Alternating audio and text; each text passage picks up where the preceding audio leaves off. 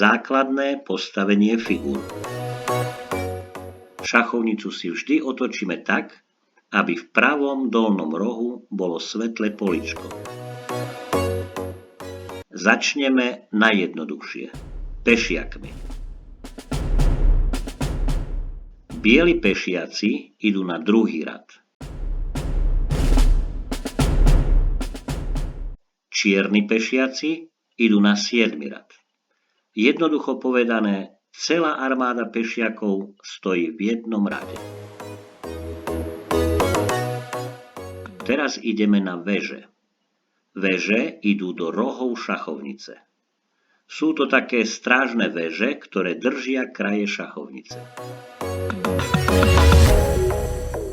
Vedľa veží idú jazdci. Tí skáču do tvaru L, čo si ešte neskôr ukážeme. Vedľa jazdcov sú strelci. Tí sa pohybujú len po diagonálach. A teraz kráľ a dáma. Dáma sa vždy postaví na svoje farby. Biela na svetlé políčko, čierna na tmavé.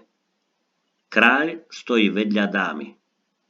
Keď to celé poskladáme, vznikne základné postavenie figúr. A presne z toho sa začína každá šachová partia.